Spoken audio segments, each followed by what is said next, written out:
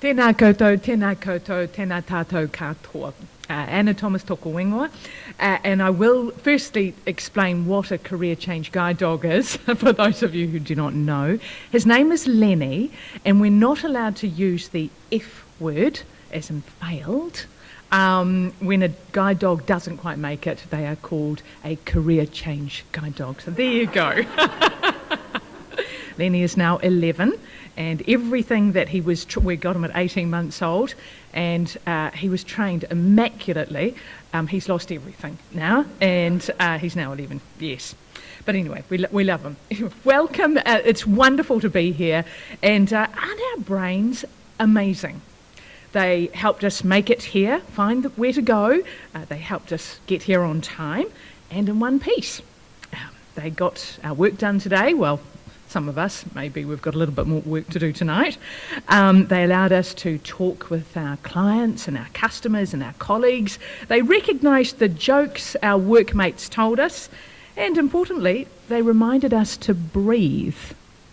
But despite the fact that we all have one, many of us don't understand our brains at all. In fact, the brain has been described as the final frontier. It's fair to say that even the very smartest people in the world, and some of whom are in this room, don't know all there is to know about this complex organ. Aristotle once famously said, "The more you know, the more you realise you don't know." And ain't that the truth? However, we definitely do know more than we did 50 years ago, and some of that knowledge has come via the Neurological Foundation. Since 1971, research funded by the Neurological Foundation has given us a greater understanding of conditions such as Parkinson's, Alzheimer's, Huntington's, stroke, epilepsy, dementia, traumatic brain injury, and dozens of other debilitating conditions. Now, the work of many scientists and clinicians funded by the Foundation has led to a far better understanding and numerous groundbreaking discoveries. Recent advances have led to successful treatments for some of these conditions where previously none have existed.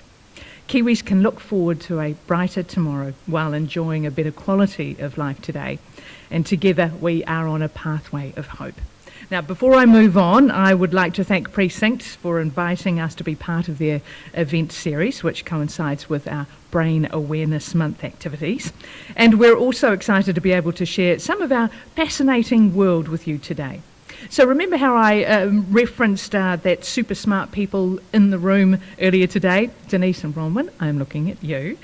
Dr. Denise Taylor is a Professor of Physiotherapy at Auckland University of Technology, AUT, and Director of the Health and Rehabilitation Research Institute. Her interests are in rehabilitation and specifically in balance, bringing new technologies and treatments to people with neurological and vestibular disorders. Now, Professor Bronwen Connor is a successful neuropharmacologist and in 2018 was made a member of the New Zealand Order of Merit for contribution to the treatment of neurological disease. Her research has been supported by 15 Neurological Foundation grants. She is currently head of the Neural Reprogramming and Repair Lab at the Centre for Brain Research at the University of Auckland. Now, they are here to share with some of you, with all of you, some of their insights into their incredible work. And I am as excited as you are to hear from these two brilliant people. Now, a reminder, Sandy mentioned there are some pens and paper over there. If you're like me and will forget any questions that you might think of, you might want to write them down for our Q&A session, which will happen after the speeches. But first, I would like to welcome Professor Denise Taylor to begin. Welcome.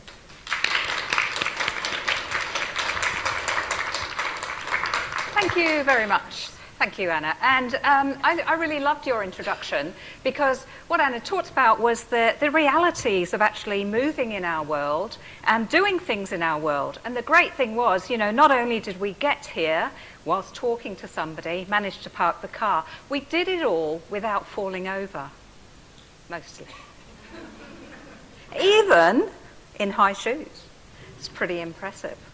So I'm going to talk a little bit about my interest in balance and how we keep ourselves upright and what sorts of things can start to go wrong, particularly as we get a little bit older.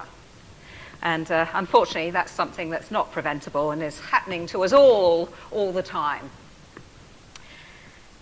So I'll give you a potted history about myself. So my name's Denise Taylor. I'm, as you can probably tell by my accent, not originally from New Zealand. I did my physiotherapy training in the UK, in Coventry. I then did a master's degree at Southampton University. And then I put the name up because it's almost impossible to say, Loughborough University, which was a big sports university. I then came all the way over to New Zealand, and I've been here nearly 30 years, which is kind of shocking me. I started in Dunedin. I worked at the University of Otago, and I did my PhD at the University of Otago in neuroscience, and then moved up to AUT, and I've been at AUT for just over 20 years now. I had a wee stint in Fiji, where I was commuting to AUT. Not a great commute, I have to add. And I'm still involved in working in Fiji, where we set up some postgraduate education in physiotherapy. So, why should we be interested in balance? Well, as I mentioned, balance declines with age. And we know that poorer balance is associated with poorer health. It's also associated with falls. Thinking a little bit more positively, having good balance allows us to be able to exercise and be physically active. It's very difficult to do those things without good balance. And exercise and physical activity are really important for many neurological conditions and many long-term health conditions. If we can keep ourselves more active, we can help to prevent those long-term conditions. And rehabilitation that's exercise-based can help us improve our balance if we have some difficulties undertaking our normal everyday balance tasks. So it's pretty important. In fact, I like to call it the super function. It's the function that underlies everything else that we do. We can't walk without it. We can't even sit without it. And we certainly can't be independent in our lives without having good balance. So it's the super function. Now we have remarkably good balance, even under conditions that are quite challenging, walking on ice.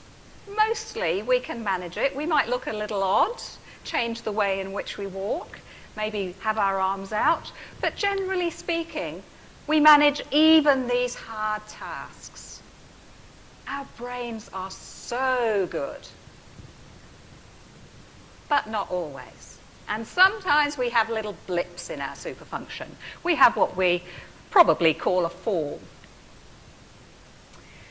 Now, the falls are much more common as we get older. And in fact, the statistics would say that about a third of people over the age of 65 will fall in any 1 year. Now, that seems quite a lot, but whenever I talk to groups of older adults, they always think that's not a lot at all. And we know that falls are so underreported in the literature. So this figure is probably much higher than the third. And by the time we reach our 80s, about 50% of people are falling in any 1 year. That's a lot of falls. And people who are older are much more likely to injure themselves when they fall as well. In 2018, falls in New Zealand cost ACC $1.1 billion. They're costly. But balance is a really complex thing. And I wish I could do this. Maybe, if only I could walk in shoes like that. There are many things that help us to keep upright, and one of those things is the senses that we have. So we use multiple senses to help us keep upright. We use a lot of vision, so information from our eyes that helps us with where's vertical, where's the ground, where are we in space. there's this natty little organ here, the vestibular system, that sits in the temporal bone, just behind the ear, in this hard bit of bone. It's a tiny little organ, but it helps us to know where we are in space, where our head is in space. Very important for balance. And the other sense that we use is the sense of our feet on the ground and the angles of our joints. So how bent is my knee? How bent is my hip? Where is my foot on the ground? And all of that sensory information goes to the brain. And it's the brain's job to sort it all out and say which bits of those sensory information are more accurate for the task that I'm doing right now. Should I ignore some of it, or should I attend to it all? Now, we all know the effects of age on our vision, the requirement for longer arms. But it's not only that central part of the vision that gets worse, it's also the peripheral part of our vision that gets worse. And in particular, this peripheral part of our vision is important for balance. Okay, we might not focus on everything out here, but we can still see it. And we use it to maintain balance. And that gets smaller as we get older.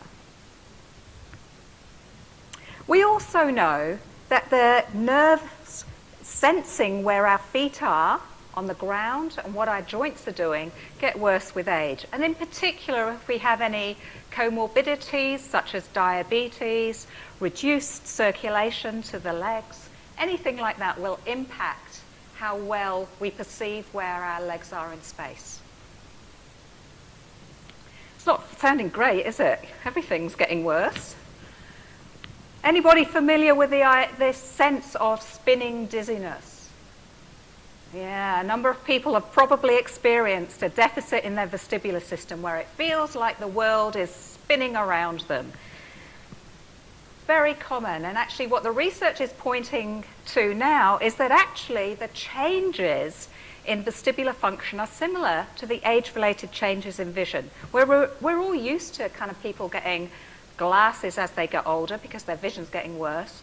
Similar processes are happening with the vestibular system. So we have these aging effects on our vestibular system.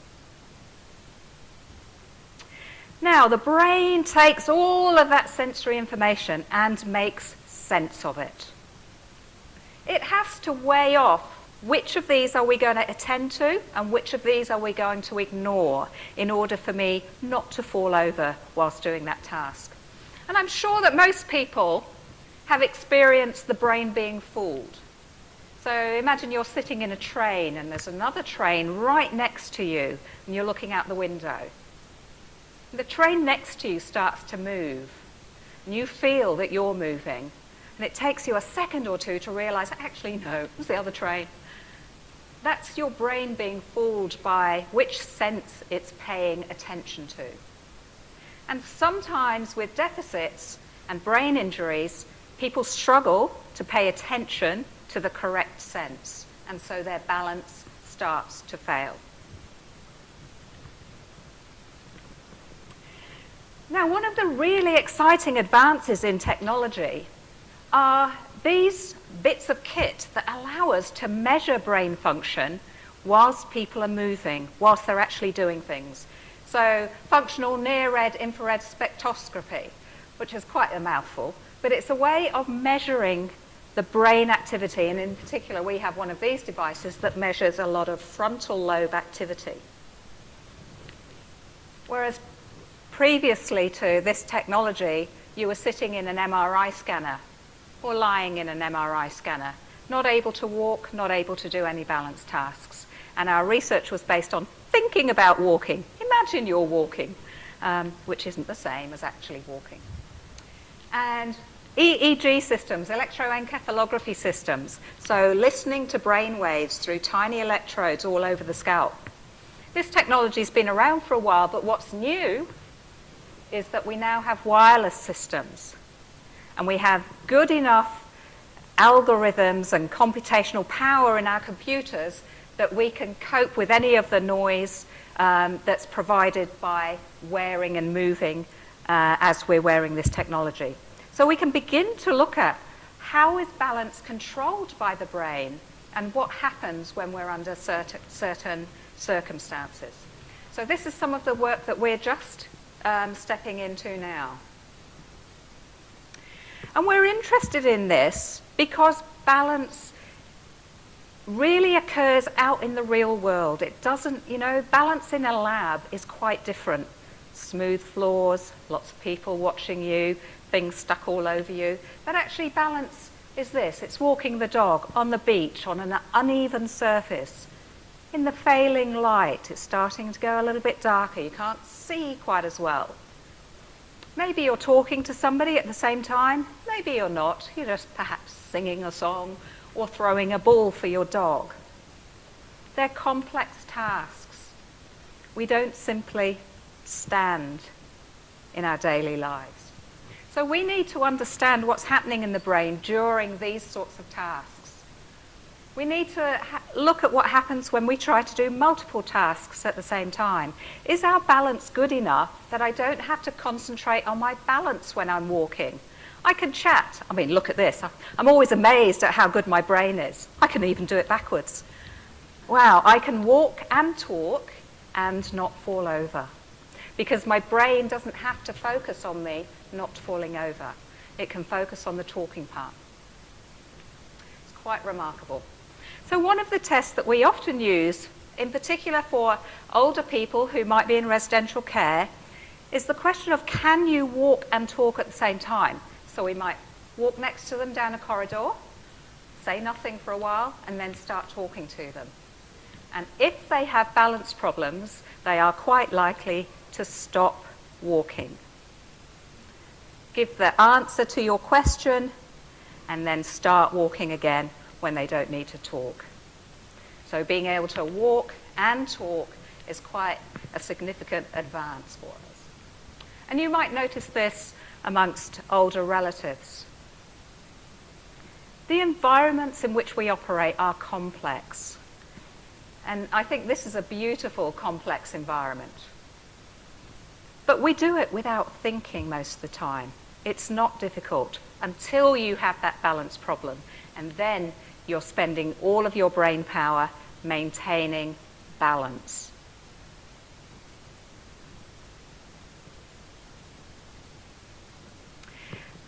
This is some of the early work that we've done looking at, okay, how does the brain work in balance tasks? And this is a young person where we were measuring how active is the prefrontal cortex, the front part of the brain, when you're doing quite a hard balance task. So we're getting people to stand on a squishy bit of foam with their eyes closed. I can tell you that's quite a wobbly task, even for the best of us. And what we can see from our scans are that we get actually a lot of frontal lobe activity. And this is what we also see in older people who are walking on a flat surface. So they're using these bits of the brain that we, as younger people, used to use when I was younger, doing a relatively easy task. So this technology is new, so we don't have lots and lots of research to date, but it is growing. And one of the things that's becoming apparent is that there is this difference between how older brains and younger brains are working throughout these balance-related tasks. If we look at during a relatively easy motor task, so a movement-related task, we can see that the activity and the blood flow in the brains of older people is generally higher.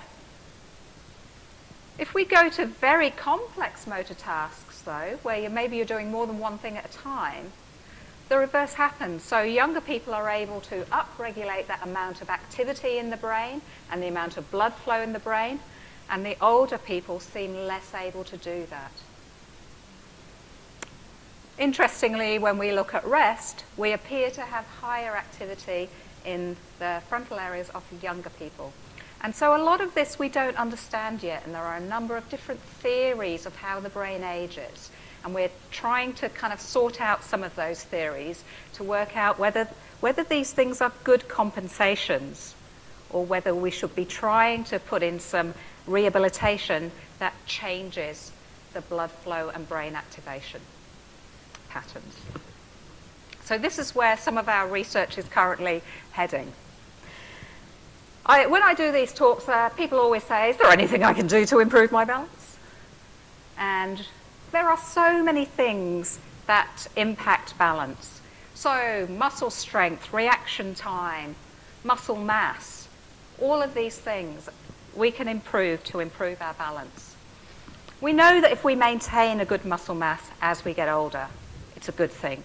Keep that muscle strength, keep that muscle endurance whilst we age. Work on things that support our balance and maintain that cognitive activity. So maybe actually what we should all be doing is standing on one leg with a Sudoku in front of you. And whilst you're thinking about the Sudoku, maybe you close your eyes. Maintain standing on one leg with eyes closed, and then open your eyes and write the Sudoku. Maybe there's your challenge for tonight. There you go, Richard, there's a new challenge for you. So the literature would say that we need to do a number of things to help us stay healthy, healthy brains, and to maintain our balance. And so if we think about what's our weekly exercise goal, we're looking to do 150 minutes of moderate intensity aerobic activity. So this is activity that makes you a little bit puffed, a little bit breathless, but you can still carry out a conversation while you're doing it. And that activity has to be in bouts of at least 10 minutes duration. So you can't do 5 minutes and another 5 minutes. It has to be at least 10 minutes. Chunk it together. We need to include balance exercises, and we need to include muscle strengthening exercises. And this research is doing nothing but growing and giving us more and more certainty around these things. And the more we do, the better. So if we do 300 minutes, it's way better than just doing a mere 150 minutes a week. But now you're starting to get into the kind of the gym bunnies, lycra wearing, always at the gym, not doing anything else kind of thing. All right. So the other thing that people are interested in is, how do I know if I've got good balance? These questions here in the frame are questions that have just come out of a very recent publication about the World Guidelines for Falls Prevention. And they are, have you had a fall in the last year? The strongest predictor of future falls. Do you feel unsteady when you're standing or walking? And do you worry about falling? And if you say yes to any of those, then your balance probably isn't as good as it should be. I like to add an extra question to that. I like to also ask people, can you stand up from a dining room chair like this without pushing on your arms? And that's an indicator of leg strength. So are my legs strong enough to cope with these things? And I'm not going to get you to try it now, but you might want to try it later. The other thing you can try, and we won't try this either because, you've had wine and all sorts of other things, is test yourself with your balance. Can I stand with my feet together for 10 seconds? And, if you just think about whether or not you can do that, I'm sure that most people are saying, yeah, not a problem, right? Can you stand with one foot slightly in front of the other? It's a little bit harder, but it ain't that much harder. I'm hoping all these young faces around here would have no problems at all. Getting a bit harder. Can you put one foot directly in front of the other as if you were standing on a line and hold that for 10 seconds? Now that starts to get a bit harder. And can you stand, on one foot for 10 seconds? Okay, really good indicator of your health and your balance ability. And related to mortality. Okay, can we improve balance once it has started to get worse? Well, if we think about interventions that focus on exercises that challenge balance, that look for improvements in strength, and look to give us improved confidence in balance, then the answer is yes, we can, thankfully. We ran a large randomised control trial across New Zealand with 684 people doing Tai Chi, randomised to Tai Chi or some bizarre sitting down control group. And we certainly saw a reduction in the number of falls in the Tai Chi group. There's nothing magical about Tai Chi. It's the fact that you're challenging balance, you're increasing strength, and you're giving increased confidence about your balance. So whatever you like to do, fencing, that'll be another one, bowling, anything that's challenging those systems. So the brain is incredibly plastic, even into old age. We don't stop growing neurons. We're less effective at it for sure, but we still have a really plastic brain. The important thing is you need to put the demand into that brain to see any effect. Sitting in a seat will get you better at sitting in a seat. So all of this work really is the result of a rather large team of mine, and I'd just like to say a quick thank you. I have to point out our team exercise is handstands. And all of our students, as they complete their PhDs, have to do a handstand on top of their PhD before they're allowed out. So we do quite a lot of balance challenges in my group. And so thank you for your attention, and a particular thanks to our colleagues who help us do the research and help us fund the research. So thank you, everybody.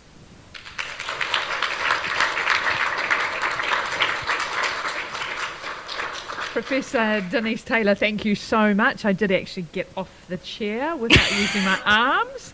I expect you all to try that later. Some really interesting insights in that. Wow, that was incredible. I hope you've written down all your questions. I know I have got quite a few lined up, but yeah, I think you're going to be quite busy answering some questions after this. Now, it is my great pleasure to now introduce Professor Bronwen Connor.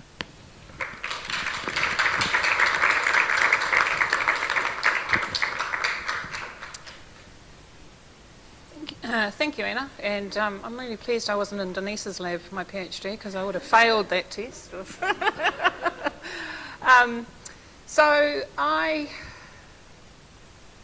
we go, it works. Okay, so I'm going to completely change direction now and talk to you about hopefully something that's going to blow your mind. And I like to call this Back to the Future because it's sort of the type of talk that 23, 25 years ago, if I'd been sitting in the audience listening to it, I would have said, not possible. There's no way. This is like, Back to the Future and Star Trek type stuff. But this is actually the reality of where we're at with neuroscience now. And I'm going to talk to you about the promise of cell reprogramming for trying to understand human neurological disease, but most importantly, trying to find ways of actually treating neurological disease. So, a bit of background. I am a neuropharmacologist, as Anna mentioned, and I'm Auckland born and bred, proud to say, sorry.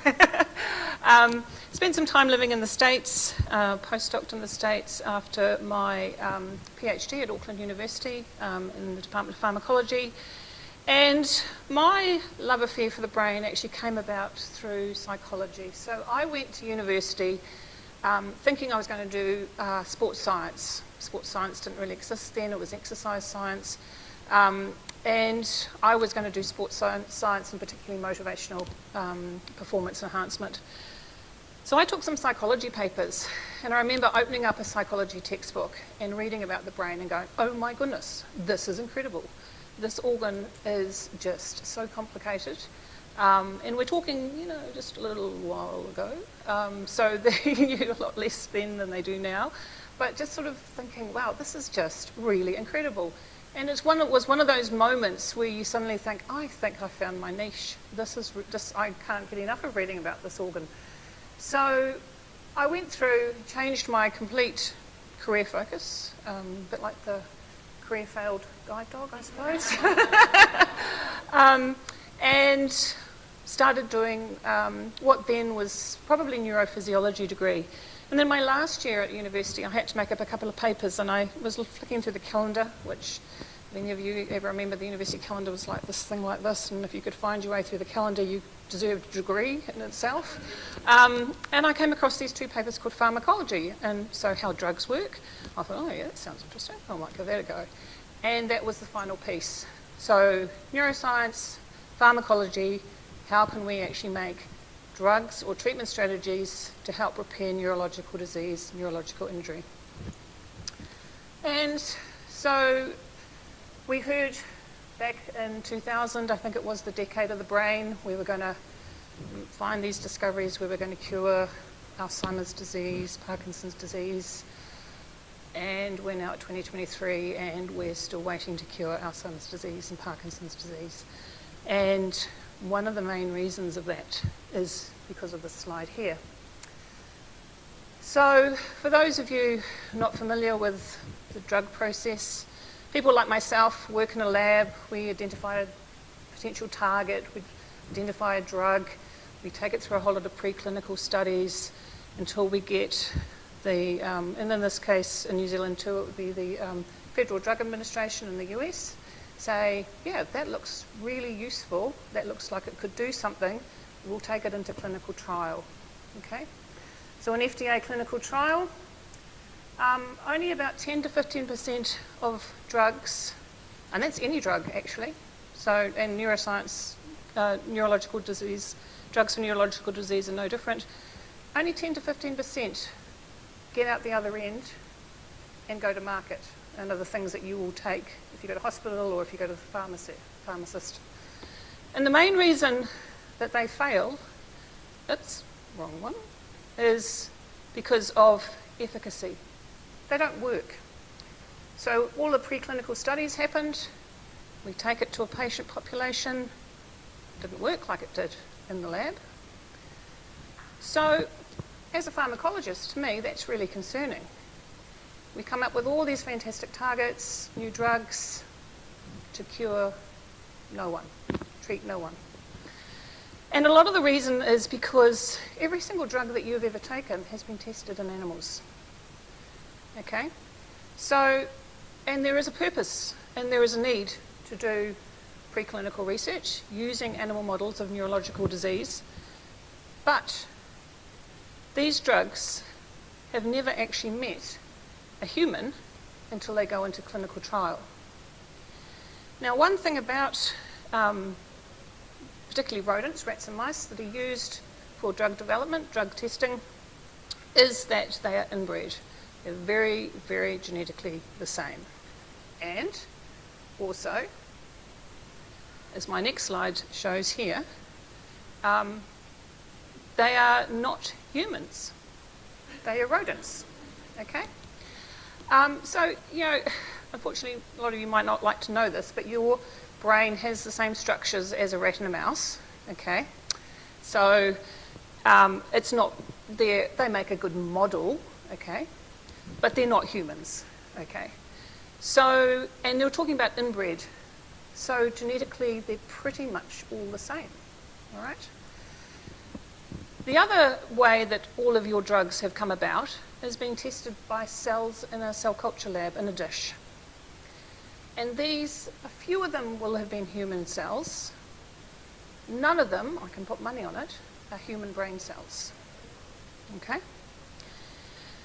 So we're taking to clinic drugs that have never been tested in a human cell or a human, obviously going to clinical trial is putting them into humans, but into a human system, okay?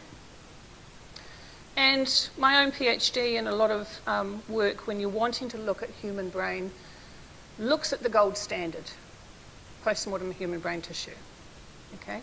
So at the Centre for Brain Research, we have the Neurological Foundation Brain Bank, which holds hundreds of donated brain tissue of different diseases and also normal people who have donated their brains for us to study. However, this is post-mortem, and it gives us a snapshot in time of the disease process. And usually, quite often, the end stage. Okay, so most of these people are donating their brains maybe 10, 15 years after they were initially diagnosed with Parkinson's disease. What you are seeing are the few cells that are left after that disease process. It doesn't tell us anything about how the disease started, how it progressed, what happened to those vulnerable cells. And the question is, the cells that we are looking at 10 to 15 years later, maybe they were the resistant ones. Okay, which is great if we can work out why they were resistant. But we don't know how they compared to the ones that weren't resistant because we can't see the ones that weren't resistant. Okay, so it makes life a little bit tricky. So as pharmacologists wanting to try and find really good effective ways to identify and to test new drugs, the area that my group has been working in recently has been looking at using live human brain cells in a dish. And I'll talk to you a bit more about this, but why this is so important is that these are human brain cells. And not only that, as I'll tell you about in a minute, we can actually take them from the patient with Parkinson's disease or the individual with Alzheimer's disease, so we can actually have these diseased cells. Because my little cartoon here shows, you know, we're all different. Every single one of us in the room is different.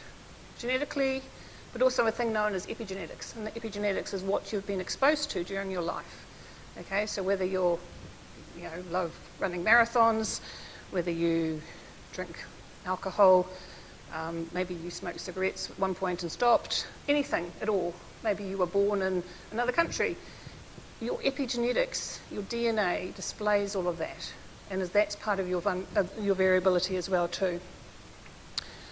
And so we're all incredibly unique, and because of that, we will all respond to drugs in a different way.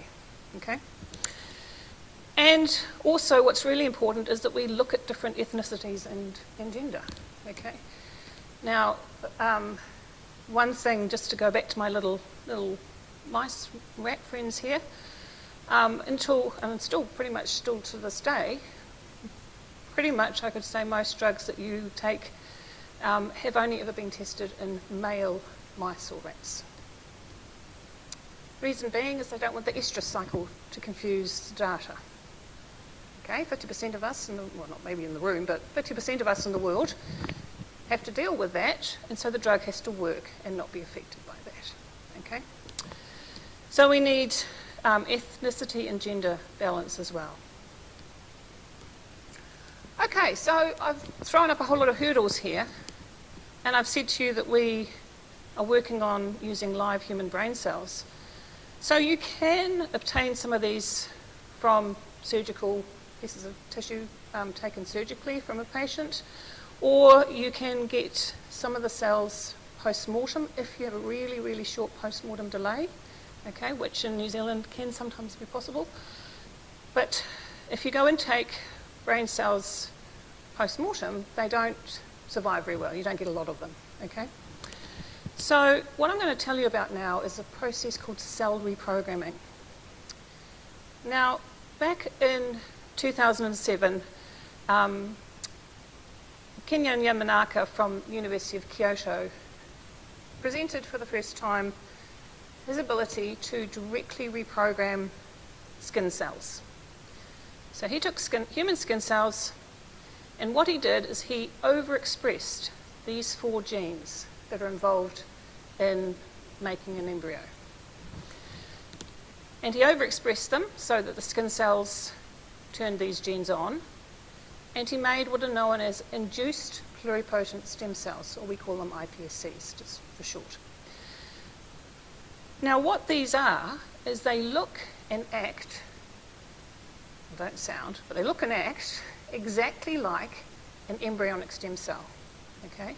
So those are the cells that form a blastocyte about 4 days after conception. Right? And they go on to make all the different tissues and organs in your body. So they're basically like, just tell me what to be, I'll be anything. Okay? And they're what's called pluripotent, meaning that they divide and make multiple copies of themselves. That's why we get more and more tissue. But what he did is that he took these skin cells and he by overexpressing these 4 genes, drove skin cells back to be exactly like an embryonic stem cell.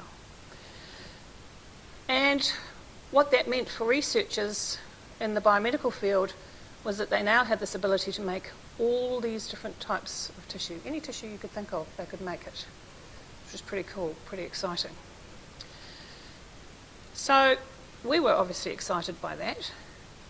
And this is just, for the brain specifically, this is just showing the process. So you take skin cells, and I'm talking about a skin biopsy, okay? So some of you may have had it for skin cancer, just a skin biopsy. Take the cells, overexpress the genes that you want to turn them back into these induced pluripotent stem cells. Give them the same information in a dish that they get when they're an embryo that tells them to become the brain. Okay? Sounds simple, doesn't it? So we can take them and we can turn them into brain stem cells, and then again we can give them cues and we can tell them what type of brain cells to become. So neurons, which are your main communicating cells, and glia, which are your support cells. So mind-blowing, okay? So in 2013, Yamanaka won the Nobel Prize for this, okay? You could understand why. And this is a technology that people get really excited about. And we looked at this and we thought, well, this is what we need. This is great. Except there's a few catches with it. It's very slow. So to go from here to here takes about 3 to 4 weeks. Used to take a couple of months. Things have got a bit faster over the last decade. But you get a very low efficiency of making brain stem cells. And I'm talking less than 0.01%. Okay? But the main issue is this pluripotency word, because they can keep dividing, all right? So if we don't give them all the signals that they need, so think about these iPSCs a bit like teenagers, okay? And if you don't direct them down the right pathway to become a brain stem cell, so you're going to be a brain stem cell or else, nah, I'm going to rebel, I'm going to stay and be a pluripotent stem cell, and you go and, for example, I'll talk to you a bit more about cell transplantation. If you go and put those in the body, they can make a tumour. Okay, so they're the same type of cell that you have forming tumours. That's a little bit scary if you wanted to think about clinical aspects like that. So what we decided was that we actually wanted to skip this process. Okay, we're only interested in brain stem cells. We just wanted to take skin cells and we wanted to go straight to brain stem cells. We don't need the pluripotency, we're not interested in it. And so that's what we did. We identified 2 genes called SOX2 and PAX6. These are the genes, they're the first genes that turned on in the embryonic stem cells to tell them to become brain cells. So what we do is we put those genes back into the skin cells. And they go, oh, I'm meant to go and become a brain stem cell again now. We give them information, cues, signals in the culture dish. And within 2 to 3 weeks, we get brain stem cells. And a much higher efficiency than what they do with the pluripotency cells, because we're skipping this whole step. We're going straight to here. And we don't have pluripotent cells. We don't have a risk of tumour formation. So we can make brain stem cells, and then we can make the neurons and the glia that we're interested in. And so this just shows you so SOX2 and PAX6 is basically the same thing, just coming downwards. But we can make neurons, we can make astrocytes, we can make oligodendrocytes. And these are some beautiful cells that we've made in my lab. So these are neurons. This is what a neuron looks like. But in your brain, they're not glowing red and yellow, okay? This is an astrocyte. So these are the support cells. This is like we call them the parent cells. They feed the neurons, they help support the neurons.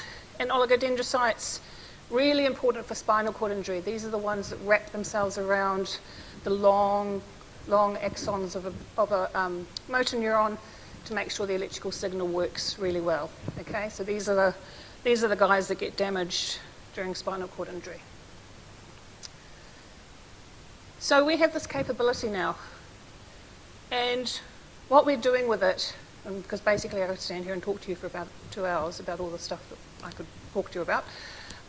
What we're doing, as I said, is we're skipping and we're making these brain stem cells, and we're making different neurons and glia, and we're now using them to model disease. And I've just put up here the different diseases that we're interested in: Alzheimer's disease, Huntington's, Parkinson's disease, multiple sclerosis, Fragile X syndrome, which some of you might not be very familiar with. It's a neurodevelopmental disorder, results in intellectual disability, very much similar to autism spectrum disorder, and spinal cord injury.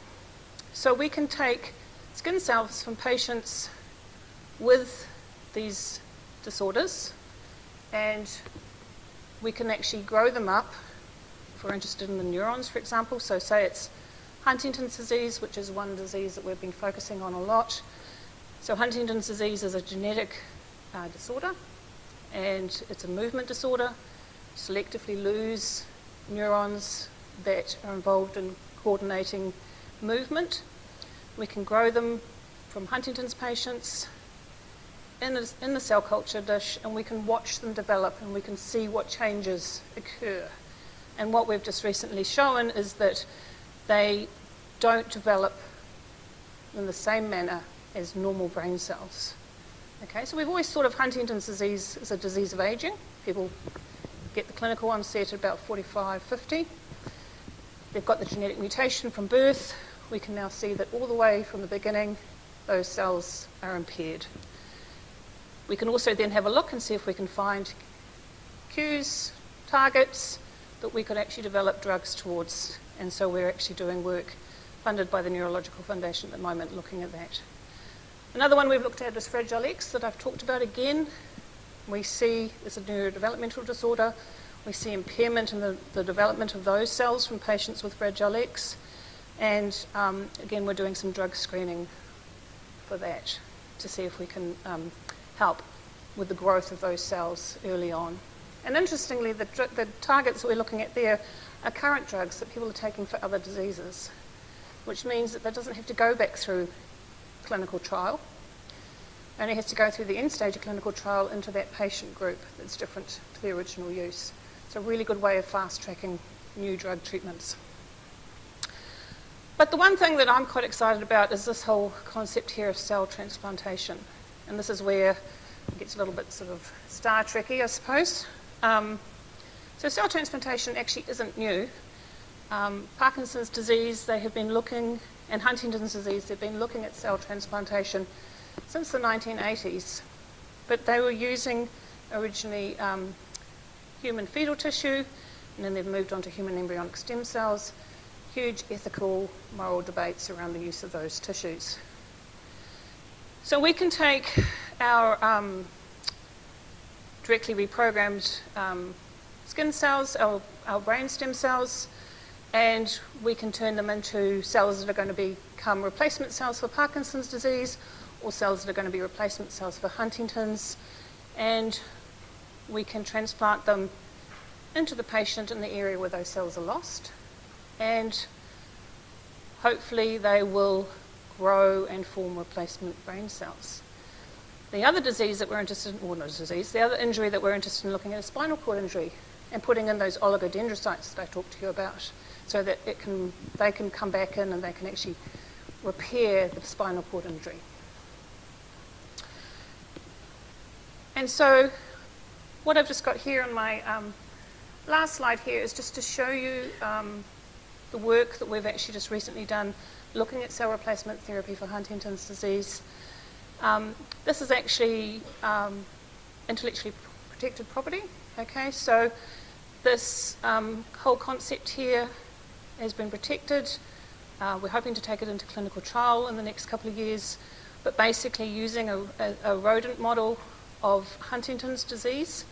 What we did is we took our skin cells and we turned them into brain stem cells, and then we transplanted them into the area where the cells have been lost in our rodent model of Huntington's disease. What's most important of this very scientific looking diagram is this graph here. So what we're showing here, one of the main things, of course, you need to think about when you're treating people is, I could say to people, I've just put in a whole bunch of brain stem cells and you've got a whole bunch of new nice replacement cells, but actually your clinical symptoms are exactly the same and you're still going to have the movement disorder and, you know, life's still going to be impaired for you. And they're going to say, yeah, so what? Why did you do that? Okay. The most important thing is for the patient to have improvement of their symptoms. And what we're looking at is trying to restore back to really early clinical symptoms, okay, or if back to normal. What this is showing here is a little test that we do with the rodents, where basically we just put them into a cylinder. Okay, that's simply it. And we pop them in, big perspex cylinder. And so what rodents like to do when they go into a novel environment is to explore. They're like, oh, okay, cool, yep, right, yeah, no, it's a high wall, and okay, walk around here, and okay. And they do that for 5 minutes and we pop them out. What we're looking at is which paw they use. So rodents don't have handedness like us, they use 50-50. Okay, so when they're doing their exploring, like when they push off and when they land, they'll just, whichever paw, it doesn't matter. However, in this model here, the animals that have Huntington's disease will start to use one paw over the preference of another. So one of them will be impaired and it will use this paw. And that's what you can see here, this top line, the saline, the untreated animals. These are the animals that got transplants. And they initially started off, before the transplant, they started off preferring this paw, and then they started using, and actually to a point, they started using the other one, actually. And that shows very significant improvement in function. And so what these beautiful green cells here are, these are the human transplanted cells, and they're turning into the replacement brain cells for Huntington's disease here. What's really exciting in terms of this for us is that we can actually, by using skin samples, we can actually take the skin sample from the patient, grow up, make them some new brain stem cells, transplant them back in, removes any issue about immune rejection. And so, yeah, that's what we're hoping to head for in the future. And I just want to give a big thanks to the Neurological Foundation. As I said, they've funded a lot of my career and a lot of the research I just presented today. But I'm just the person that gets to stand up here. This work is all done by a group of really hard-working PhD students, postdoctoral fellows, particularly Amy Chapman, who's been slotted in because she was she's actually at home looking after a baby for the next couple of months. But Amy Chapman, who was very integral in the Huntington's work. So, thank you.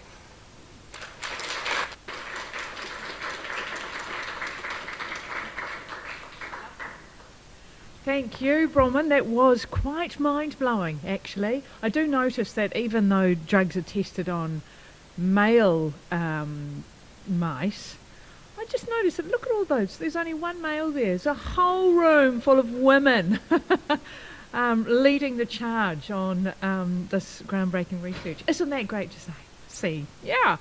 Now, it is time for questions, and we would love to open the floor and ask our two guests to maybe come up front, if you could. And Sandy has got a microphone here, so could you maybe put up your hand if you have a question for our guests? And great, okay, lovely. Okay. Glenda, you've got the first question.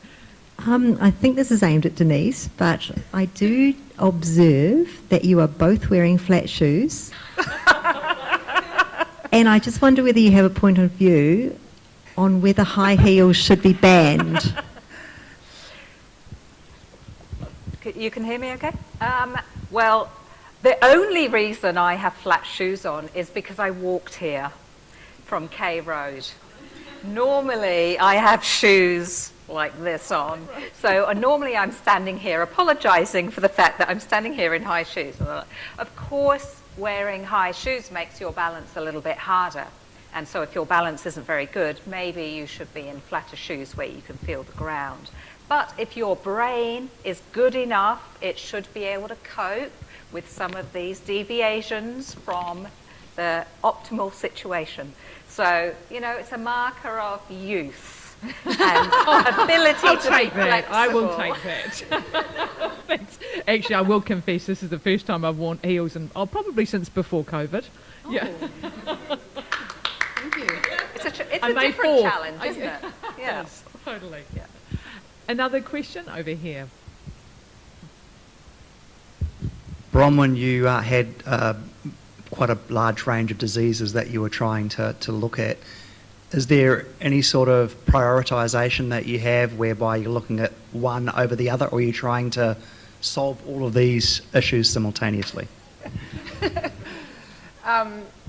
So our focus has mainly been, we've done a lot of work on Huntington's recently. I've got quite a background in Huntington's research. Parkinson's disease and Fragile X are the 3 that we've been focusing on. Alzheimer's disease is a little bit more difficult, I want to say, because you're dealing with quite a mixed variety of cells.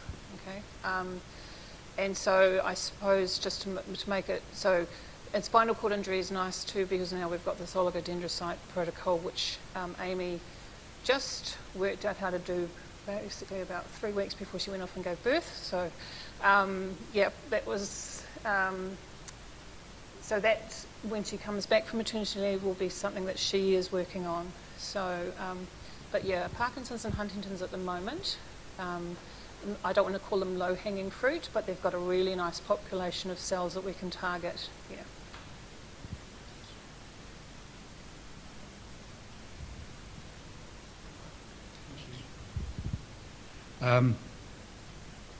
I'm sensitive to gluten, and I notice when I get gluten, I smash things at home and fall over, so it really affects my balance. Just, I think it's most people probably aren't affected like I am, but just regarding cannabis, I recently became a cannabis patient, and I was reading when I was at the doctor's about neurogenesis. They've bandied that word around a lot.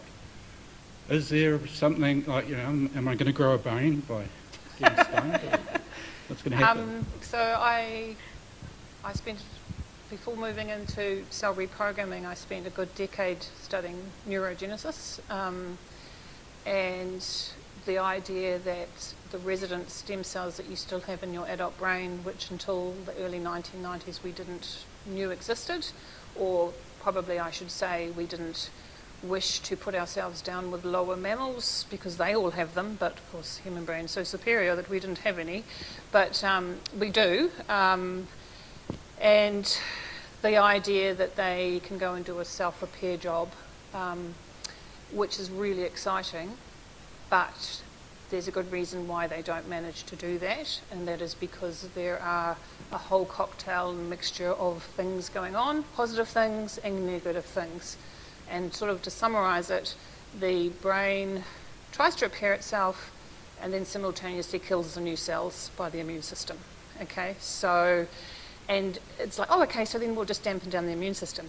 But then the cells don't go to the area because the immune system's telling them where to go. So the problem became really huge, which is why we've decided to put the cells in there. There's a lot of drugs around that can enhance neurogenesis in rodents. CBD has also been shown, yep. But again, I'm prefacing the words in rodents.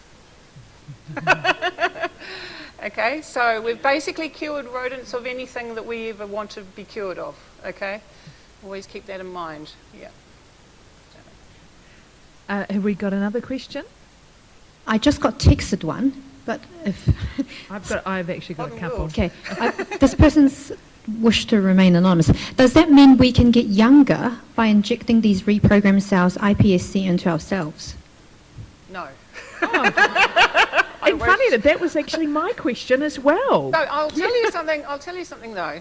So one of the other reasons, which I didn't go into, but I will, seeing as it's been raised, one of the other things that's really interesting about the iPSCs, so not the stem cells that we make, but going all the way back to that pluripotency embryonic stem cell phase, is that you actually wipe all the epigenetic information that you've gathered over your life, and your DNA looks like it's embryonic again.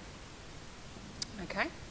which is pretty cool if you're a cosmetic company. I'm not sure how you would market that or what you would do, but it's really bad if you're wanting to study particularly diseases of aging. Okay, so we just published a paper at the end of last year that demonstrated that our cells don't do that. The process that we use to reprogram we don't get that. So what happens, so if I took a skin sample from a 50-year-old with whatever epigenetic information it has, the brain stem cells that we generate they haven't lost any of that epigenetic information, they're still 50 years old. We can tell by DNA aging and various other methylation stages and stuff like that. So we're maintaining that, which is important for us because if we're wanting to look at diseases of aging, the cells need to be old, okay? Can I add something to the brain and behaviour idea? Is that, our brains and cells respond to how we behave as well. So and you know this when you see people, one 70-year-old can look very, very different to another 70-year-old. We're not all the same. And often, if we maintain activity and we maintain all of these things, it actually keeps our brains in a better state and they behave younger. Would that actually lead, which was a question of mine, because in one of your diagrams, Denise, at rest, the blood flow was far greater in younger people at night when they're at rest. Is that so? And it was a lot, the blood flow was a lot lower in older people. So are you saying that if we just continue to keep active, then as we age, it's better for our balance? We absolutely know that maintaining activity as we age, irrespective of anything else that's going on with our systems, any disease process or anything, maintaining activity as we age is better than not. What we don't fully understand at this point, because there's not that many studies, is actually which bits of the brain are behaving in certain ways, and those differences as we age, do we need to change those differences back, or are they really good compensations for getting over other things? So there's still many, many questions in that area. But I say run around and act like a mad young thing. It's all good. That's right. I think that's all we have time for. Another round of applause for our marvellous speakers. Thank you so much. I certainly feel a little brainier today after listening to you. But again, as Aristotle said, now you realise actually how stupid you are. There's so much more to learn. Thank you so much, both of you. Again, our brains are filled with information that will spark plenty of conversations, I'm sure, at home around the dinner table with our families. I would like to leave you with one final piece of information. Did you know that at least 1 in 3 New Zealanders will be affected by a neurological condition in their lifetime? Now, there are the well-known ones that have been mentioned before: stroke, Alzheimer's, Parkinson's, Huntington's and epilepsy. And those that are increasingly in the public eye, such as the traumatic brain injury, including sports-related concussion, and some that we often just see as part of our lives, like a migraine. Who suffers from a migraine? Yeah, so quite a few of us. So with 1 in Kiwis affected, I will actually ask for a show of hands if you yourself or you know someone suffers from one of these conditions, either Alzheimer's, Parkinson's, migraines, epilepsy. Show of hands? Right, well, that actually kind of proves the statistic, really, doesn't it? So this is why the work of the Neurological Foundation is so important. Finally, do you know what an inch stone is? Well, neither did I until I read these notes last night. It is the little win that edges you forward and eventually leads to a milestone. And it could be in treatment or management of a health condition, and I think most of us can relate to that. But it could also refer to research. The little wins that build up over time and lead to the breakthroughs and the amazing work that these women are doing. And that is exactly the kind of research that is funded by the Neurological Foundation. Now, some of you might have seen their current campaign featuring 3 Kiwis and their stories of inch stones, adding up to milestones. If you would like to read these stories and possibly consider supporting this work, please go ahead and text GIVE to 4462 to make a $3 donation, or use the QR code on the screen there. And you can head to our campaign page. It might not sound like much, but they're all inch stones. $3 will go a long way if everyone contributes that amount. So once again, thank you all for coming tonight and joining on the pathway to hope. Another round of applause for our speakers.